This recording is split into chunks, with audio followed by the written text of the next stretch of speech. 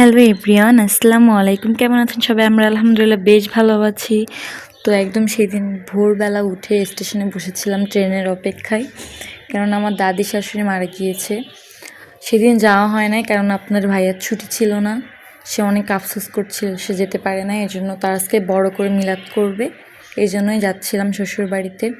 ওই যে আমাদের ট্রেনটা আসছে, অনেকক্ষণ অপেক্ষা করার পরে আর কি সে ভোর থেকে বসে আছি, সেই 4টার দিকে উঠেছি। উঠে আমাদের 6টা 28-এ ট্রেন ছিল, একদম জাস্ট টাইমে চলে আসছে। তো এটাই আমাদের ট্রেন।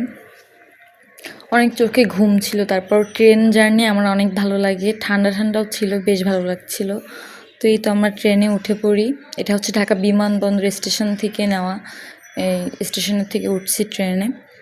আর এই তো বাইরের আবহাওয়াটা এত সুন্দর ছিল, কুয়াশা দিয়ে ভরা। আমি এগুলাই দেখছিলাম। অনেক ঘুম আসছিল আর আমার অনেক ঠান্ডা লাগছিল, এই জন্য জানলার এখানে বসতে দিচ্ছিল না আপনাদের ভাইয়া। যে বাইরে কুয়াশা, আমার টনসিলেরও সমস্যা আছে, এগুলাই বলছিল যে তুমি হাত বাইর করো না, ঠান্ডা লাগবে আরও বেশি করে।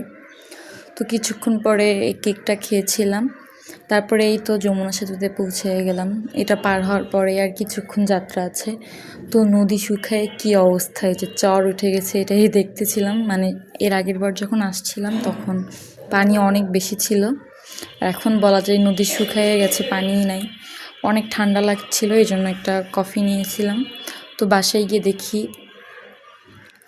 একটু বিশ্রাম নিয়ে আর কি দেখতেছিলাম সবাই কাজ করছে, যে রান্নাবান্না হবে। আসলে কালকে রান্নাবান্না হবে। আমরা মাত্র 2 দিনের উপলক্ষে গেছিলাম, শুক্রবারে গিয়েছিলাম আর শনিবারে চলে আসছি। তো এই তো আমি বসে বসেছিলাম, আমাকে কোনো কাজই করতে দিচ্ছিল না। আর এটা তার পরের দিন ভোরবেলা আমার শাশুড়ি আম্মু আমাকে দেখাতে নিয়ে আসছিল যে জমিতে পেঁয়াজ রসুন আর সে কী কী লাগিয়েছে। তো আমি এগুলোই দেখছিলাম আর উপভোগ করছিলাম। গ্রামে ভোরবেলার পরিবেশটা অনেক বেশি ভালো লাগে, বেশ ভালো লাগছিল আমার। এইবার গিয়ে কেন জানি আসতেই মনে চাচ্ছিল না গ্রাম থেকে, কেননা শহরে আসলে আমি অনেক একা হয়ে যাই। তো এগুলোই ঘুরে ঘুরে দেখাচ্ছিলাম, যে কেউ মশলা বানাচ্ছিল, কেউ ঝালের বোটা ছাড়াচ্ছিল। আর এদিকে আমার শাশুড়ি আম্মু মাংস রান্না করছিল, কেননা কিছু হাফেজ আসবে তাদের জন্য। আমি তো একটু বাইরের দিকে আসছিলাম, তারপরে এই তো বাসায় চলে আসতেছিলাম সেদিন সন্ধ্যায়। তো ভালো থাকবেন, আল্লাহ হাফিজ।